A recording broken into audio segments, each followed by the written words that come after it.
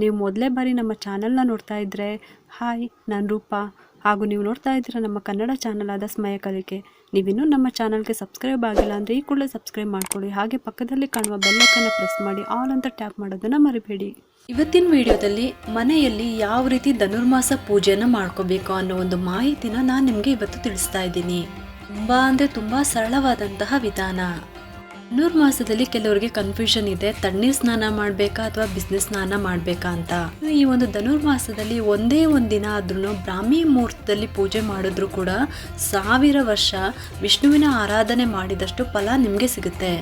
ಧನುರ್ಮಾಸದಲ್ಲಿ ಈ ಒಂದು ಮಂತ್ರವನ್ನು ಹೇಳ್ಕೊಳ್ಳೋದ್ರಿಂದ ವಿಷ್ಣು ಸಹಸ್ರನಾಮವನ್ನು ಪೂರ್ತಿಯಾಗಿ ಪಾರಾಯಣ ಮಾಡಿದಂತಹ ಫಲ ನಿಮಗೆ ಸಿಗುತ್ತೆ. ಬನ್ನಿ ಇವಾಗ ಸರಳವಾಗಿ ಧನುರ್ಮಾಸದಲ್ಲಿ ಮನೆಯಲ್ಲಿ ಯಾವ ರೀತಿ ಪೂಜೆ ಮಾಡ್ಕೋಬೇಕು ಅಂತ ಇವಾಗ ತಿಳ್ಕೊಳ್ಳೋಣ. ಅತಿ ಮುಖ್ಯವಾಗಿ ಈ ವಿಡಿಯೋನ ಶುರು ಮಾಡೋದಕ್ಕಿಂತ ಮುಂಚೆ ನಾನು ಈ ಒಂದು ಮಾತನ್ನ ಹೇಳೋದಕ್ಕೆ ಇಷ್ಟಪಡ್ತೀನಿ. ನಾವು ಈ ರೀತಿ ವ್ರತ ಪೂಜೆ ಮಾಡಬೇಕಾದ್ರೆ ದೇಹ ಶುದ್ಧಿ ಇದ್ರೆ ಮಾತ್ರ ಸಾಲದು, ಅಷ್ಟೇ ನಮ್ಮ ಮನಸ್ಸು ಕೂಡ ಶುದ್ಧಿ ಆಗಿರಬೇಕು. ಅಂದರೆ ನಮ್ಮ ನಾಲಿಗೆ ಕೂಡ ತುಂಬಾನೇ ಶುದ್ಧವಾಗಿರಬೇಕು ಅಂತ ಅರ್ಥ. ನಮ್ಮ ಯೋಚನೆ ಕೂಡ ಶುದ್ಧವಾಗಿರಬೇಕು. ಅಂದರೆ ಕೆಟ್ಟದಾಗಿ ಯೋಚನೆ ಮಾಡೋದು ಮತ್ತು ಕೆಟ್ಟದಾಗಿ ಮಾತಾಡೋದು ಈ ರೀತಿ ಎಲ್ಲ ಮಾಡೋದಕ್ಕೆ ಹೋಗ್ಬಾರ್ದು. ಇನ್ನು ಬೇರೆಯವ್ರಿಗೆ ಕೆಟ್ಟದಾಗಿ ಮಾತಾಡೋದು, ಅವ್ರನ್ನೇ ಆಡ್ಕೊಳ್ಳೋದು ಈ ಥರದ್ದೆಲ್ಲ ಏನು ಮಾಡೋದಕ್ಕೆ ಹೋಗ್ಬಾರ್ದು. ನಾವು ಬೆಳಗ್ಗೆ ಬೇಗ ಎದ್ಬಿಟ್ಟು ಒಳ್ಳೆ ಮನಸ್ಸಿನಿಂದ ಪೂಜೆ ಮಾಡಿರ್ತೀವಿ. ಅದೇ ಮನಸ್ಥಿತಿಯಿಂದ ಪೂರ್ತಿ ದಿನ ಇರೋದಕ್ಕೆ ಪ್ರಯತ್ನ ಮಾಡಬೇಕು. ದಿನ ಪೂರ್ತಿ ಭಗವಂತನ ಸ್ಮರಣೆ ಮಾಡ್ತಾ ಇರಬೇಕು. ಯಾಕೆ ಹೇಳ್ತಾ ಇದ್ದೀನಿ ಅಂತ ಅಂದರೆ, ತುಂಬ ಜನ ಹೇಳ್ತಾ ಇರ್ತಾರೆ ಮನೆಯಲ್ಲಿ ಯಾವಾಗಲೂ ಕಿರಿಕಿರಿ ಆಗ್ತಾ ಇರುತ್ತೆ, ಜಗಳ ಆಗ್ತಾ ಇರುತ್ತೆ, ಇದೆಲ್ಲ ಯಾಕೆ ಆಗ್ತಾ ಇದೆ ಅಂತಲೇ ಗೊತ್ತಾಗ್ತಾ ಇಲ್ಲ ಅಂತ ಹೇಳ್ತಾ ಇರ್ತಾರೆ. ಈ ರೀತಿ ಯಾಕೆ ಆಗುತ್ತೆ ಅಂದರೆ ಆ ಒಂದು ಮನೆಯಲ್ಲಿ ನೆಗೆಟಿವ್ ಎನರ್ಜಿ ಇರುತ್ತೆ ಅಂತ ಅರ್ಥ. ಆ ನೆಗೆಟಿವ್ ಎನರ್ಜಿ ಅವಾಯ್ಡ್ ಆಗಬೇಕು ಅಂತ ಅಂದರೆ ಮಂತ್ರ ಸ್ತೋತ್ರಗಳನ್ನು ಹೇಳೋದ್ರಿಂದ ನಿಮ್ಮಲ್ಲಿ ಒಂದು ಪಾಸಿಟಿವ್ ಎನರ್ಜಿ ಬಂದಿರುತ್ತೆ. ನೀವು ಈ ಥರ ಬೇರೆಯವ್ರಿಗೆ ಏನೋ ಒಂದು ನೆಗೆಟಿವ್ ಆಗಿ ಮಾತಾಡೋದು ಅಥವಾ ಬೇಡದೇ ಇರೋ ವಿಚಾರಗಳಿಗೆ ಕೋಪ ಮಾಡ್ಕೊಳ್ಳೋದು, ಬೈಯೋದು ಈ ರೀತಿ ಮಾಡೋದ್ರಿಂದ ಆ ಎನರ್ಜಿ ಎಲ್ಲ ವೇಸ್ಟ್ ಆಗುತ್ತೆ. ಅದಕ್ಕೋಸ್ಕರ ನೀವು ಶ್ರದ್ಧಾ ಭಕ್ತಿಯಿಂದ ಅಷ್ಟು ಬೇಗ ಎದ್ಬಿಟ್ಟು ಅಂಥ ಚಳಿನಲ್ಲಿ, ಇವಾಗಂತೂ ತುಂಬಾ ಚಳಿ ಇದೆ ಅಲ್ವಾ, ಅಷ್ಟು ಚಳಿನಲ್ಲಿ ಎದ್ಬಿಟ್ಟು ದೇವ್ರ ಪೂಜೆ ಮಂತ್ರ ಸ್ತೋತ್ರಗಳನ್ನು ಹೇಳ್ಕೊಂಡು ಮಾಡಿದಂತಹ ಆ ಪೂಜೆಯ ಫಲವನ್ನು ನೀವು ಯಾಕೆ ಕಳ್ಕೊಳ್ತೀರಾ?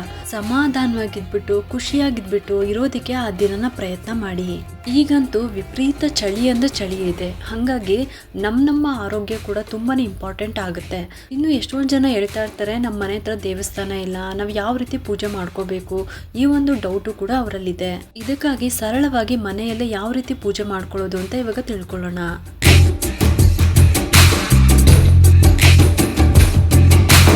ಇದೇ ಡಿಸೆಂಬರ್ 14ನೇ ತಾರೀಕಿನಿಂದ ಮಂಗಳವಾರ ದಿನದಿಂದ ಧನುರ್ಮಾಸ ಪ್ರಾರಂಭ ಆಗ್ತಾ ಇದೆ. ಮನೆಯಲ್ಲಿ ಈ ಪೂಜೆನ ಮಾಡುವಂಥವ್ರು ನಿಮ್ಮ ಮಂತ್ಲಿ ಪ್ರಾಬ್ಲಮ್ ನೋಡ್ಕೊಂಬಿಟ್ಟು ಇನ್ನೂ ನಿಮಗೆ ಮುಂದೆ ಇದೆ ಡೇಟ್ ಅಂತ ಅಂದರೆ ನೀವು ಸ್ಟಾರ್ಟ್ ಮಾಡ್ಕೋಬೋದು. ನಲ್ಲಿ ನೆನ್ಪಿಟ್ಕೊಳ್ಳಿ, ಕಂಟಿನ್ಯೂಸ್ ಆಗಿ 9 ದಿನ ಅಥವಾ 11 ದಿನ ಅಥವಾ 21 ದಿನ ಅಥವಾ ನೀವು ಧನುರ್ಮಾಸ ಪೂರ್ತಿ ಈ ಒಂದು ತಿಂಗಳು ಪೂರ್ತಿಯಾಗಿ ಮಾಡ್ಕೊತೀರಾ ಅಂತ ಅಂದರೆ ನೀವು ಇದನ್ನೆಲ್ಲ ನೋಡ್ಕೊಂಬಿಟ್ಟು ನೀವು ಶುರು ಮಾಡ್ಕೋಬೋದು. ಮದುವೆ ಆಗದೆ ಇರೋರು, ಮದುವೆ ಆಗಿರೋರು, ಗಂಡು ಮಕ್ಕಳೇ ಆಗಿರ್ಬೋದು, ವಯಸ್ಸಾದವರೇ ಆಗಿರ್ಬೋದು, ಪ್ರತಿಯೊಬ್ಬರು ಕೂಡ ಈ ಧನುರ್ಮಾಸ ಪೂಜೆನ ಮಾಡ್ಕೋಬೋದು. ಮನೆಯಲ್ಲಿ ಧನುರ್ಮಾಸದ ಪೂಜೆ ಮಾಡೋದಾದರೆ ಮನೆಯಲ್ಲಿ ನಾನ್ ವೆಜ್ ಮಾಡಬಾರ್ದಾ ಅಂತ ನೀವು ಕೇಳ್ಬೋದು. ಆ ರೀತಿ ಏನೂ ಇಲ್ಲ. ಯಾರು ಪೂಜೆ ಮಾಡ್ತಾ ಇದ್ದೀರೋ ಅವರೊಬ್ಬರು ಮಾತ್ರ ತಿಂದೇ ಇದ್ದರೆ ಸಾಕು. ಕೆಲವೊಂದು ವ್ರತಗಳನ್ನು ಕಡ್ಡಾಯವಾಗಿ ಕಟ್ಟುನಿಟ್ಟಾಗಿ ಮಾಡಿದ್ರೆ ಒಳ್ಳೆಯದೇನೆ. ಆದರೆ ನಾವು ಮಾಡುವಂಥ ಪೂಜೆ ಮನೆಯವ್ರಿಗೂ ಕೂಡ ಕಿರಿಕಿರಿ ಆಗಬಾರ್ದಲ್ವ. ಒಂದು ರೀತಿ ಸಮಾಧಾನದಿಂದ ಆ ವಾತಾವರಣ ಕೂಡ ಸಮಾಧಾನವಾಗಿ ಇರಬೇಕಲ್ವ. ಅದಕ್ಕೋಸ್ಕರ ಯಾರು ಪೂಜೆ ಮಾಡ್ತೀರೋ ಅವರೊಬ್ಬರು ತಿಂದಿಲ್ಲ ಅಂದರೆ ಪರವಾಗಿಲ್ಲ, ಮನೆಯವ್ರಿಗೆ ನೀವು ಮಾಡಿಕೊಡ್ಬೋದು. ಇನ್ನು 14ನೇ ತಾರೀಕಿನಿಂದ ಮಾಡೋದಕ್ಕಾಗಿಲ್ಲ ಅಂತ ಅಂದರೂ ಪರವಾಗಿಲ್ಲ, ನೀವು ಕರೆಕ್ಟಾಗಿ ಲೆಕ್ಕ ಹಾಕ್ಕೊಳ್ಳಿ. ಲೆಕ್ಕ ಹಾಕ್ಕೊಂಡ್ಬಿಟ್ಟು ನೀವು ಕಂಟಿನ್ಯೂಸ್ ಆಗಿ ಯಾವುದೇ ರೀತಿ ನಿಲ್ಲಿಸಬಾರ್ದು. ಆ ರೀತಿ ನೋಡ್ಕೊಂಬಿಟ್ಟು ನೀವು ನಿಮ್ಮ ಸಮಯ ಸಂದರ್ಭ ಸಿಚುವೇಶನು ಎಲ್ಲ ನೋಡಿಕೊಂಡು ನೀವು ಈ ಒಂದು ಪೂಜೆಯನ್ನು ಶುರು ಮಾಡ್ಕೋಬೋದು. ಇನ್ನು ಧನುರ್ಮಾಸದಲ್ಲಿ ತಣ್ಣೀರು ಸ್ನಾನನೇ ಮಾಡಬೇಕಾ ಅಂತ ಅಂದರೆ ಆ ಥರ ಏನೂ ಇಲ್ಲ. ಬಿಸಿನೀರು ಸ್ನಾನ ಕೂಡ ನೀವು ಮಾಡ್ಕೋಬೋದು. ಮತ್ತು ಪ್ರತಿದಿನ ತಲೆ ಸ್ನಾನ ಮಾಡಲೇಬೇಕಾ ಅಂತ ಕೇಳಿದ್ರೆ ಅದು ನಿಮ್ಮಷ್ಟಕ್ಕೆ ಬಿಟ್ಟಿದ್ದು. ಮಾಡಿದ್ರೆ ಒಳ್ಳೆಯದೇ, ಆಗಲ್ಲ ಅಂದರೆ ಒಂದು ದಿನ ತಲೆಗೆ ಒಂದು ದಿನ ಮೈಗೆ ಮಾಡ್ಕೋಬೋದು. ನೀವು ಬೆಳಗ್ಗೆ 6:30 ಒಳಗಡೆ ನೀವು ಪೂಜೆನ ಮುಗಿಸ್ಕೊಳ್ಳೋದಕ್ಕೆ ಪ್ರಯತ್ನ ಮಾಡಿ. ಆದಷ್ಟು ಬ್ರಾಹ್ಮಿ ಮುಹೂರ್ತದಲ್ಲಿ ಪೂಜೆ ಮಾಡಬೇಕು. ಬೆಳಗ್ಗೆ 5:30 ಒಳಗಡೆ ಮಾಡಿದ್ರೆ ಇನ್ನೂ ಒಳ್ಳೆಯದೇ. ಇನ್ನೂ ಕೂಡ ನಕ್ಷತ್ರಗಳು ಕಾಣಿಸೋವಾಗ್ಲೇ ಧನುರ್ಮಾಸದ ಪೂಜೆನ ಮಾಡಬೇಕು. ನೀವು ಹೊರಗಡೆ ಹೋಗ್ಬಿಟ್ಟು ಅರಳಿ ಮರದ ಹತ್ರ ಮಾಡಿದ್ರು ಅಷ್ಟೇ, ಮನೆಯಲ್ಲಿ ಮಾಡಿದ್ರು ಅಷ್ಟೇ, ಈ ಒಂದು ಸಮಯದಲ್ಲಿ ಮಾಡಬೇಕು. ಆದಷ್ಟು 6 ಗಂಟೆ ಒಳಗಡೆ ಮಾಡೋದಕ್ಕೆ ಪ್ರಯತ್ನ ಮಾಡಿ. ಆಗಲಿಲ್ಲ ಅಂತ ಅಂದರೆ ಬೆಳಗ್ಗೆ 7 ಗಂಟೆ ಒಳಗಾದ್ರೂ ನೀವು ಈ ಒಂದು ಪೂಜೆನ ಮಾಡ್ಕೊಳ್ಳೋದಕ್ಕೆ ಪ್ರಯತ್ನ ಮಾಡಿ. ಅದಕ್ಕಿಂತ ಲೇಟಾಗಿ ಮಾಡೋದು ಅಷ್ಟು ಶ್ರೇಷ್ಠ ಅಲ್ಲ. ನೀವು 9 ದಿನ ಕಂಟಿನ್ಯೂಸ್ ಆಗಿ ಮಾಡೋದಕ್ಕಾಗಲ್ಲ ಅಂತ ಅಂದ್ರೂ ಕೆಲವೊಂದು ವಿಶೇಷ ದಿನಗಳಲ್ಲೂ ಕೂಡ ನೀವು ಈ ಪೂಜೆನ ಮಾಡ್ಕೋಬೋದು. ಅಂದರೆ ಏಕಾದಶಿ ಮತ್ತು ಸಂಕಷ್ಟರ ಚತುರ್ಥಿ, ಪಂಚಮಿ, ಷಷ್ಠಿ, ಅಷ್ಟಮಿ, ಹುಣ್ಣಿಮೆ ಈ ರೀತಿ ವಿಶೇಷವಾದ ದಿನಗಳಲ್ಲಾದರೂ ನೀವು ಮಾಡ್ಕೋಬೋದು. ಇಂಥ ದಿನಗಳಲ್ಲಾದರೂ ನೀವು ಮಾಡಿಕೊಂಡು ಕೂಡ ನೀವು ಬೆಳಗ್ಗೆ ಬೇಗ ಎದ್ಬಿಟ್ಟು ನೀವು ಈ ಬ್ರಾಹ್ಮಿ ಮುಹೂರ್ತದಲ್ಲಿ ಪೂಜೆ ಮಾಡೋದಕ್ಕೆ ಪ್ರಯತ್ನ ಮಾಡಿ. ಬ್ರಾಹ್ಮಿ ಮುಹೂರ್ತದಲ್ಲಿ ನಾವು ಪೂಜೆ ಯಾಕೆ ಮಾಡ್ಕೋಬೇಕು, ಯಾವ ರೀತಿ ಮಾಡ್ಕೋಬೇಕು ಅನ್ನೋವಂಥ ಮಾಹಿತಿನ ನಾನು ಆಲ್ರೆಡಿ ವಿಡಿಯೋ ಮಾಡಿ ಶೇರ್ ಮಾಡಿದ್ದೀನಿ. ಆ ಲಿಂಕನ್ನು ಡಿಸ್ಕ್ರಿಪ್ಷನ್ ಬಾಕ್ಸ್ನಲ್ಲೂ ಕೂಡ ಕೊಟ್ಟಿರ್ತೀನಿ, ಒಂದ್ಸಲಿ ಚೆಕ್ ಮಾಡಿ ನೋಡಿ. ಈ ಧನುರ್ಮಾಸದಲ್ಲಿ ಒಂದೇ ಒಂದು ದಿನ ಆದ್ರೂ ಬ್ರಾಹ್ಮಿ ಮುಹೂರ್ತದಲ್ಲಿ ಪೂಜೆ ಮಾಡಿದ್ರು 1000 ವರ್ಷ ವಿಷ್ಣುವಿನ ಆರಾಧನೆ ಮಾಡಿದಂತಹ ಫಲ ನಮಗೆ ಸಿಗುತ್ತೆ. ಈಗಿರುವಾಗ ಇನ್ನು 9 ದಿನ ಮಾಡಿದ್ರೆ ಎಷ್ಟು ಒಳ್ಳೆ ಫಲ ಸಿಗುತ್ತೆ. ನೀವೇ ಒಂದ್ಸಲಿ ಯೋಚನೆ ಮಾಡಿ. ನಾವು ಮನ್ಸು ಮಾಡಿದ್ರೆ ಮಾಡಲೇಬೇಕು ಅಂತ ನಾವು ಮಾಡಿದ್ರೆ ನಾವು ಮಾಡೇ ಮಾಡ್ತೀವಿ. ಮನ್ಸಿದ್ರೇನೆ ಮಾರ್ಗ. ಚಿಕ್ಕ ಕೆಲಸದಿಂದ ಅದು ಎಷ್ಟೇ ದೊಡ್ಡ ಕೆಲಸ ಆದ್ರೂ ಅಷ್ಟೇ, ನಾವು ಮನಸ್ಸಿಟ್ಟು ಮಾಡಿದ್ರೆ ಆ ಕೆಲಸ ಹಾಗೇ ಆಗುತ್ತೆ. ಭಕ್ತಿ, ಶ್ರದ್ಧೆ, ನಂಬಿಕೆಯಿಂದ, ಖುಷಿಯಿಂದ ಮಾಡಿ ನೋಡಿ. ಆ ಭಗವಂತ ನಿಮಗೆ ಖಂಡಿತವಾಗ್ಲೂ ಒಲಿತಾರೆ. ಇನ್ನು ಪೂಜೆ ವಿಧಾನದ ಬಗ್ಗೆ ಹೇಳೋದಾದರೆ, ನೀವು ಯಾವುದೇ ದಿನ ಬೇಕಾದರೂ ನೀವು ಶುರು ಮಾಡ್ಕೊಳ್ಳಿ. 14ನೇ ತಾರೀಕಿನಿಂದ ಧನುರ್ಮಾಸ ಪ್ರಾರಂಭ ಆಗ್ತಾ ಇದೆ. ಅದಾದಮೇಲೆ ನೀವು ಅವತ್ತಿನಿಂದಲೂ ಕೂಡ ನೀವು ಈ ಪೂಜೆನ ಶುರು ಮಾಡ್ಕೋಬೋದು, ಅಥವಾ ಆಮೇಲೆ ಯಾವಾಗ ಬೇಕಾದರೂ ಶುರು ಮಾಡ್ಕೋಬೋದು. ಹಿಂದಿನ ದಿನನೇ ಕಂಪ್ಲೀಟಾಗಿ ದೇವ್ರ ಮನೆನ ಕ್ಲೀನ್ ಮಾಡಿಟ್ಕೊಳ್ಳಿ, ರೆಡಿ ಮಾಡಿಟ್ಕೊಳ್ಳಿ. ಬೆಳಗ್ಗೆ ಬೇಗ ಎದ್ಬಿಟ್ಟು, ಅಂದರೆ ನೀವು ಬ್ರಾಹ್ಮಿ ಮುಹೂರ್ತದಲ್ಲಿ ಪೂಜೆ ಮಾಡಬೇಕು ಅಂತ ಅಂದರೆ ನಾವು ಹಬ್ಬ ಹರಿದಿನ ಆ ಸಮಯದಲ್ಲಿ ಯಾವ ರೀತಿ ಸಿದ್ಧತೆ ಮಾಡ್ಕೊತೀವೋ ಅದೇ ರೀತಿನೇ ಮಾಡ್ಕೋಬೇಕು. ಮೊದಲನೇ ದಿನ ಈ ರೀತಿ ದೇವ್ರ ಮನೆನ ಕ್ಲೀನ್ ಮಾಡಿಟ್ಕೊಂಡಿದ್ರೆ ನೀವು ಮತ್ತೆ ಪ್ರತಿದಿನ ಹಾಗೆ ಮಾಡಬೇಕು ಅಂತ ಏನೂ ಇಲ್ಲ. 9 ದಿನ ಹಾಗೆ ನೀವು ಕಂಟಿನ್ಯೂಸ್ ಆಗಿ ಮಾಡ್ಕೊಂಡು ಹೋಗ್ಬೋದು. ಬೆಳಗ್ಗೆ ಬೇಗ ಎದ್ಬಿಟ್ಟು ಮನೆಯೆಲ್ಲ ಒರೆಸ್ಬಿಟ್ಟು ಸ್ನಾನ ಮಾಡಿಕೊಂಡು ಹಿಂದಿನ ದಿನ ಹಾಕಿರುವಂಥ ಹೂವನ್ನ ತೆಗೆದ್ಬಿಟ್ಟು ದೀಪನ ತೊಳೆದ್ಬಿಟ್ಟು ಹೊಸ ಹೂಗಳನ್ನು ಹಾಕಿ ದೀಪಕ್ಕೂ ಕೂಡ ಹೊಸ ಬತ್ತಿನ ಹಾಕಬೇಕು. ಎಣ್ಣೆ ಅಥವಾ ತುಪ್ಪನ ಹಾಕಿಬಿಟ್ಟು ದೀಪನ ಹಚ್ಕೊಳ್ಳಿ. ಇನ್ನು ನೈವೇದ್ಯಕ್ಕೆ ಬಂದಾಗ ಧನುರ್ಮಾಸ ಅಂದ್ರೇ ಈ ಒಂದು ನೈವೇದ್ಯಕ್ಕೆ ತುಂಬಾ ಶ್ರೇಷ್ಠವಾದದ್ದು. ಆ ನೈವೇದ್ಯ ಯಾವುದು ಅಂತ ನಿಮಗೂ ಕೂಡ ಗೊತ್ತಿರುತ್ತೆ. ಈಗಾಗಲೇ ಹಿಂದಿನ ವಿಡಿಯೋದಲ್ಲೂ ಕೂಡ ತಿಳಿಸ್ಕೊಟ್ಟಿದ್ದೀನಿ ಆ ನೈವೇದ್ಯ ಯಾವುದು ಅಂತ. ಆ ನೈವೇದ್ಯ ಬಂದು ಸಿಹಿ ಪೊಂಗಲ್ಲು ಮತ್ತು ಖಾರ ಪೊಂಗಲ್ಲು. ನಿಮಗೆ ಈ 2 ಪದಾರ್ಥದಲ್ಲಿ ಯಾವುದಾಗುತ್ತೋ ನೀವು ಆ ನೈವೇದ್ಯವನ್ನು ಮಾಡಿಡ್ಬೋದು. ನಿಮಗೆ ಗೊತ್ತಿರೋ ಥರ ಎಲ್ಲ ದೇವಸ್ಥಾನದಲ್ಲೂ ಕೂಡ ಖಾರ ಪೊಂಗಲ್ ಅಂತೂ ಮಾಡೇ ಮಾಡ್ತಾರೆ. ನಿಮಗೆ ಈ ಒಂದು ಪ್ರಸಾದವನ್ನು ಮಾಡ್ಕೊಳ್ಳೋದಕ್ಕಾಗುತ್ತೆ ಅಂತ ಅಂದರೆ ಈ ಒಂದು ಪ್ರಸಾದವನ್ನು ಮಾಡ್ಕೋಬೋದು. ಇನ್ನು ಈ ಪ್ರಸಾದ ಮಾಡೋದಕ್ಕಾಗಲ್ಲ ಅಂತ ಅನ್ನೋರು ಹಣ್ಣು ಅಥವಾ ಒಂದು ಗ್ಲಾಸ್ ಹಾಲಾದರೂ ನೀವು ನೈವೇದ್ಯವನ್ನು ಮಾಡ್ಬೋದು. ಒಂದು ನೆನ್ಪಿಟ್ಕೊಳ್ಳಿ, ಯಾವುದೇ ಕಾರಣಕ್ಕೂ ಹಸಿ ಹಾಲನ್ನು ನಾವು ದೇವರಿಗೆ ನೈವೇದ್ಯವನ್ನು ಮಾಡಬಾರ್ದು. ಹಸಿ ಹಾಲು ಯಾವಾಗಲೂ ಅಷ್ಟೇ ಅಭಿಷೇಕಕ್ಕೆ ನಾವು ಉಪಯೋಗಿಸ್ಕೋಬೇಕು. ಆದರೆ ನೈವೇದ್ಯ ಅಂತ ಬಂದಾಗ ನಾವು ಆ ಹಾಲನ್ನು ಕಾಯಿಸ್ಬಿಟ್ಟು ಅದಕ್ಕೆ ಸ್ವಲ್ಪ ಸಕ್ಕರೆ ಹಾಕ್ಬಿಟ್ಟು ಆ ಒಂದು ಹಾಲನ್ನು ನಾವು ನೈವೇದ್ಯವನ್ನು ಮಾಡಬೇಕು.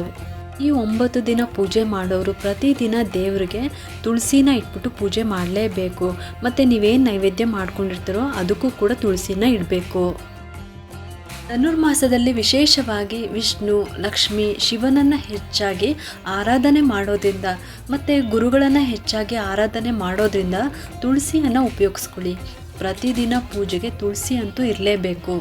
ವಿಷ್ಣುವಿನ ಹತ್ತಿರ ಒಂದು ತುಳಸಿ ದಳವನ್ನು ಇಟ್ಬಿಟ್ಟು ಬೇರೆ ಎಲ್ಲ ದೇವ್ರಿಗೂ ಕೂಡ ನೀವು ಹೂವನ್ನು ಮುಡಿಸ್ಬಿಟ್ಟು ಅಲಂಕಾರವನ್ನು ಮಾಡ್ಕೊಬೋದು. ಹಾಗೆ ನೈವೇದ್ಯಕ್ಕೂ ಕೂಡ ಪ್ರತಿದಿನ ತುಳಸಿಯನ್ನು ಇಟ್ಬಿಟ್ಟು ಈ ರೀತಿಯೇ ಪೂಜೆಗೆ ಸಿದ್ಧತೆನ ಮಾಡ್ಕೋಬೇಕು. ಇನ್ನು ಮನೆಯಲ್ಲಿ ವಿಗ್ರಹ ಅಥವಾ ವಿಷ್ಣುವಿನ ಫೋಟೋ ಇದ್ದರೆ ಅಲ್ಲಿಗೆ ಒಂದು ನೀವು ತುಳಸಿಯನ್ನು ಇಟ್ಬಿಟ್ಟು ಒಂದು ಹೂನ ಇಟ್ಬಿಟ್ಟು ನೀವು ಪೂಜೆ ಮಾಡ್ಕೋಬೇಕು. ಹಾಗೆ 2 ತುಪ್ಪದ ದೀಪನ ಹಚ್ಚಬೇಕು, ನೈವೇದ್ಯವನ್ನು ಅರ್ಪಿಸಬೇಕು. ಈ ರೀತಿ ಮಾಡಿಕೊಂಡು ಸಂಕಲ್ಪವನ್ನು ಮಾಡ್ಕೊಳ್ಳಿ. 9 ದಿನ ಪೂಜೆ ಮಾಡ್ತಾ ಇದ್ದೀನಿ ಅಂತ ಹೇಳಿಕೊಂಡು ಸಂಕಲ್ಪವನ್ನು ಮಾಡ್ಕೊಳ್ಳಿ. ನಿಮಗೆ ಹಾಗೆ ಕಂಟಿನ್ಯೂ ಮಾಡಬೇಕು ಅಂತ ಅನಿಸಿದ್ರೆ ಹಾಗೆ ನೀವು ಕಂಟಿನ್ಯೂ ಮಾಡ್ಕೊಂಡು ಹೋಗ್ಬೋದು. ಗಣಪತಿ ಪ್ರಾರ್ಥನೆ ಮಾಡಿಕೊಂಡು ಲಕ್ಷ್ಮೀ ನಾರಾಯಣರನ್ನು ನೆನೆಸ್ಕೋಬೇಕು. ಶಿವ ಪಾರ್ವತಿಯರನ್ನು ಸ್ಮರಣೆ ಮಾಡ್ಕೊಳ್ತಾ ನಿಮ್ಮ ಮನೆ ದೇವರ ಅಪ್ಪಣೆ ಪಡ್ಕೊಂಡು ಆ ಭಗವಂತನ ಹತ್ರ ಬೇಡ್ಕೊಂಡು 9 ದಿನ ನಿರ್ವಿಘ್ನವಾಗಿ ನನ್ನಿಂದ ಈ ಸೇವೆನ ಸ್ವೀಕರಿಸಪ್ಪ ಅಂತ ಕೇಳ್ಕೊಳ್ಳಿ. ಗಣಪತಿ ಹತ್ರ ಯಾವಾಗಲೂ ಅಷ್ಟೇ ನಾವು ಮಾಡುವಂಥ ವ್ರತದಲ್ಲಿ ಯಾವುದೇ ರೀತಿ ಅಡೆತಡೆ ಬರ್ದಂಗೆ ನೋಡ್ಕೊಳ್ಳಪ್ಪ ಅಂತ ಮಾತ್ರ ಕೇಳ್ಕೋಬೇಕು. ಆಮೇಲೆ ಪೂಜೆನ ಪ್ರಾರಂಭ ಮಾಡ್ಕೋಬೇಕು. ವಿಷ್ಣು ಸಹಸ್ರನಾಮ ಪಾರಾಯಣ ಮಾಡೋದಕ್ಕೆ ಬರೋ ಅಂಥವ್ರು 9 ದಿನ ಕೂಡ ನೀವು ವಿಷ್ಣು ಸಹಸ್ರನಾಮವನ್ನು ಮಾಡ್ಬೋದು. ದೇವ್ರ ಮುಂದೆ ದೀಪ ಹಚ್ಬಿಟ್ಟು ನೀವು ಓದೋದಕ್ಕೆ ಶುರು ಮಾಡ್ಕೋಬೋದು. ಅಥವಾ ನಮಗೆ ಸಹಸ್ರನಾಮ ಹೇಳೋದಕ್ಕೆ ಬರಲ್ಲ ಅಂತ ಅನ್ನೋರು ಅಷ್ಟೋತ್ತರವನ್ನು ಕೂಡ ನೀವು ಮಾಡ್ಕೋಬೋದು. ಇದ್ಯಾವುದು ಬರಲ್ಲ ಅಂತ ಅನ್ನೋರು ಓಂ ನಮೋ ಭಗವತೆ ವಾಸುದೇವಾಯ ಅಂತ ಹೇಳ್ಕೊಬೋದು. ಇದನ್ನೇ 108 ಸಲ ಹೇಳ್ಕೊಳ್ಳಿ. ಅಥವಾ ಈ ಮಂತ್ರ ಕೂಡ ವಿಷ್ಣು ಸಹಸ್ರನಾಮದಲ್ಲಿ ಬರುವಂಥ ಒಂದು ಸಾಲು. ನೀವು ಈ ಸಾಲನ್ನು ಹೇಳ್ಕೊಂಡ್ರೆ ಸಾಕು, ವಿಷ್ಣು ಸಹಸ್ರನಾಮವನ್ನು ಪೂರ್ತಿಯಾಗಿ ಪಾರಾಯಣ ಮಾಡಿದಂತಹ ಫಲ ನಿಮಗೆ ಸಿಗುತ್ತೆ. ಆ ಒಂದು ಸಾಲು ಈ ರೀತಿ ಇದೆ: ಶ್ರೀರಾಮ ರಾಮ ರಾಮೇತಿ ರಮೇ ರಾಮೇ ಮನೋರಮೆ ಸಹಸ್ರನಾಮ ತತ್ತುಲ್ಯಂ ರಾಮನಾಮ ವರಾನನೆ. ಇದನ್ನು ನೀವು 108 ಸಲ ಹೇಳ್ಕೊಬೋದು. ನಿಮ್ಮ ಹತ್ರ ಜಪಮಾಲೆ ಇದೆ ಅಂತ ಅಂದರೆ 108 ಸಲ ಹೇಳ್ಕೊಬೋದು. ಅಥವಾ ಬಿಡಿ ಹೂಗಳು, ಅದನ್ನು 108 ಬಿಡಿ ಹೂಗಳನ್ನು ಇಟ್ಕೊಂಡು ನೀವು ಇದನ್ನು ಪಠಿಸ್ಬೋದು. ಅಥವಾ 108 ಕಡಲೆಕಾಳನ್ನು ಕೂಡ ತೊಗೊಂಡ್ಬಿಟ್ಟು ನೀವು ಪಠನೆ ಮಾಡ್ಕೋಬೋದು. ನಿಮಗೆ ಯಾವುದಾಗುತ್ತೋ ಇದರಲ್ಲಿ ನೀವು ಮಾಡ್ಕೋಬೋದು. ಈ ಥರ ಪ್ರತಿದಿನ ಬೆಳಗಿನ ಪೂಜೆನ ಮಾಡ್ಕೋಬೇಕು. ನೀವು ಮಂತ್ರ ಸ್ತೋತ್ರ ಹೇಳಿದ ಮೇಲೆ ನೀವು ಮಹಾಮಂಗಳಾರತಿನ ಮಾಡ್ಕೋಬೋದು. ಮನೇಲಿ ಈ ರೀತಿ ಪೂಜೆ ಆದಮೇಲೆ ಸಮಯ ಇದ್ದರೆ ದೇವಸ್ಥಾನಕ್ಕೆ ಹೋಗ್ಬಿಟ್ಟು ಅಲ್ಲಿ ಅರಳಿ ಮರದ ಪ್ರದಕ್ಷಿಣೆಯನ್ನು ಹಾಕ್ಬೋದು. ಅಕಸ್ಮಾತ್ ಅರಳಿ ಮರ ಇಲ್ಲ ಅಂತ ಅನ್ನೋರು ಮನೆಯಲ್ಲಿ ಈ ರೀತಿ ಪೂಜೆ ಮಾಡಿಕೊಂಡ್ರು ಸಾಕು. ಇನ್ನು ವಿಶೇಷವಾಗಿ ನಿಮಗೆ ಸಮಯ ಇದೆ ಅಂತ ಅಂದರೆ ಸೂರ್ಯನಿಗೆ ಅರ್ಘ್ಯವನ್ನು ಅರ್ಪಿಸಬೇಕು. ನಾವು ಬೆಳಗ್ಗೆ ಅರುಣೋದಯ ಕೇಳಿದ್ದೀವಿ, ಆ ನಂತರ ಸೂರ್ಯೋದಯ ಕೇಳಿದ್ದೀವಿ. ಅರುಣೋದಯಕ್ಕಿಂತ ಮೊದಲು ಉಷಾಕಿರಣ ಅಂತ ಹೇಳ್ತಾರೆ. ಆ ಸಮಯದಲ್ಲಿ ಪೂಜೆ ಮಾಡಿದ್ರೆ ತುಂಬಾ ಶ್ರೇಷ್ಠವಾದದ್ದು. ನಮಗೆ ಇದು ಧನುರ್ಮಾಸದಲ್ಲಿ ಮತ್ತು ಮಾಘ ಮಾಸದಲ್ಲಿ ಮಾತ್ರನೇ ಸಿಗೋವಂಥದ್ದು. ಕೆಲವಿಗೆಲ್ಲ ಪ್ರತಿದಿನ ಈ ಒಂದು ಅಭ್ಯಾಸನ ಮಾಡ್ಕೊಂಡು ಬಂದಿರ್ತಾರೆ. ಆದರೆ ಯಾರಿಗೆ ಈ ಅಭ್ಯಾಸ ಇರೋದಿಲ್ಲೋ ಅಂಥವರು ಖಂಡಿತವಾಗ್ಲೂ ಈ ಒಂದು ಮಾಸದಲ್ಲಿ ನೀವು ಮಾಡ್ಕೋಬೋದು. ಒಂದು ತಾಮ್ರದ ಚೆಂಬಲ್ಲಿ ನೀರನ್ನು ತುಂಬಿಸಿಟ್ಕೊಳ್ಳಿ. ಪೂಜೆ ಎಲ್ಲ ಆದಮೇಲೆ ಅದಕ್ಕೆ ಸ್ವಲ್ಪ ಅಕ್ಷತೆ ಹೂನ ಹಾಕೊಂಡ್ಬಿಟ್ಟು ಓಂ ನಮೋ ಸೂರ್ಯ ನಾರಾಯಣಾಯ ನಮಃ ಅಂತ ಹೇಳ್ಕೊಂಡು 3 ಸಲ ಹೇಳ್ಕೊಂಡ್ಬಿಟ್ಟು ಸೂರ್ಯನಿಗೆ ಅರ್ಘ್ಯವನ್ನು ಅರ್ಪಿಸಬೇಕು. ಈ ಥರ 9 ದಿನ ಮಾಡಿಕೊಂಡ್ರೆ ಸಾಕು. ಬೆಳಗ್ಗೆ ಬೇಗ ಎದ್ದಿರ್ತೀರಲ್ವ, ಪೂಜೆ ಮಾಡಿರ್ತೀರ, ಮಧ್ಯಾಹ್ನ ಮಲ್ಕೋಬೋದಾ ಅಂತ ಅಂದರೆ ಖಂಡಿತವಾಗ್ಲೂ ಮಲ್ಕೋಬೋದು. ತಪ್ಪದೆ ಯಾರೂ ಕೂಡ ಈ ಧನುರ್ಮಾಸದಲ್ಲಿ ಒಂದೇ ಒಂದು ದಿನ ಆದ್ರೂ ಈ ಬ್ರಾಹ್ಮಿ ಮುಹೂರ್ತದಲ್ಲಿ ಧನುರ್ಮಾಸದ ಪೂಜೆನ ಮಾಡ್ಕೊಳ್ಳಿ. ಬ್ರಾಹ್ಮಿ ಮುಹೂರ್ತದಲ್ಲಿ ಪೂಜೆ ಮಾಡಿದ್ರೆ ಎಷ್ಟು ಒಳ್ಳೆಯದು ಅಂತ ನಾನು ಆಲ್ರೆಡಿ ಹಿಂದಿನ ವಿಡಿಯೋದಲ್ಲೂ ಕೂಡ ತಿಳಿಸ್ಕೊಟ್ಟಿದ್ದೀನಿ. ಇನ್ನು ಯಾರೆಲ್ಲ ಆ ವಿಡಿಯೋ ನೋಡಿಲ್ವೋ ಆ ಲಿಂಕನ್ನು ಡಿಸ್ಕ್ರಿಪ್ಷನ್ ಬಾಕ್ಸ್ನಲ್ಲೂ ಕೂಡ ಕೊಟ್ಟಿರ್ತೀನಿ, ಒಂದ್ಸಲಿ ಚೆಕ್ ಮಾಡಿ ನೋಡಿ. ಇನ್ನು ಧನುರ್ಮಾಸದಲ್ಲಿ ಹೊಸಲು ಪೂಜೆ ಯಾವ ರೀತಿ ಮಾಡ್ಕೋಬೇಕು, ಮತ್ತು ಬ್ರಾಹ್ಮಿ ಮುಹೂರ್ತದಲ್ಲಿ ಯಾವ ರೀತಿ ಪೂಜೆ ಮಾಡ್ಕೋಬೇಕು, ಮತ್ತು ದೇವಸ್ಥಾನದಲ್ಲಿ ಅರಳಿ ಕಟ್ಟೆ ಹತ್ರ ಯಾವ ರೀತಿ ಪೂಜೆ ಮಾಡ್ಕೋಬೇಕು, ಇದ್ರ ಬಗ್ಗೆ ಸಂಕ್ಷಿಪ್ತವಾಗಿ ವಿವರವಾಗಿ ಮಾಹಿತಿನ ತಿಳಿಸ್ಕೊಟ್ಟಿದ್ದೀನಿ. ಆ ಲಿಂಕ್ ಎಲ್ಲನೂ ಕೂಡ ನಾವು ಡಿಸ್ಕ್ರಿಪ್ಷನ್ ಬಾಕ್ಸ್ನಲ್ಲೂ ಕೂಡ ಕೊಟ್ಟಿರ್ತೀನಿ, ಒಂದ್ಸಲ ಚೆಕ್ ಮಾಡಿ ನೋಡಿ. ಈ ಒಂದು ಉಪಯುಕ್ತ ಮಾಹಿತಿ ನಿಮ್ಗೆ ಇಷ್ಟ ಆಗಿದ್ರೆ ಒಂದು ಲೈಕ್ ಮಾಡಿ, ಶೇರ್ ಮಾಡಿ ಮತ್ತು ಸಬ್ಸ್ಕ್ರೈಬ್ ಮಾಡಲು ಮರಿಬೇಡಿ. ಏಕೆಂದರೆ ನೀವು ಮಾಡುವ ಒಂದು ಸಬ್ಸ್ಕ್ರೈಬಿಂದ ನಮ್ಮಂಥ ಸಣ್ಣ ಸಣ್ಣ ಚಾನಲ್ಸ್ಗೆ ಒಂದು ಸಪೋರ್ಟ್ ಮಾಡ್ದಂಗೆ ಆಗುತ್ತೆ. ಮತ್ತೆ ಸಿಗ್ತೀನಿ ಮುಂದಿನ ಹೊಸ ವಿಡಿಯೋದೊಂದಿಗೆ ಅಂತ ಹೇಳ್ತಾ ಈ ವಿಡಿಯೋನ ಮುಗಿಸ್ತಾ ಇದ್ದೀನಿ. ಸರ್ವೇ ಜನ ಸುಖಿನೋ ಭವಂತು.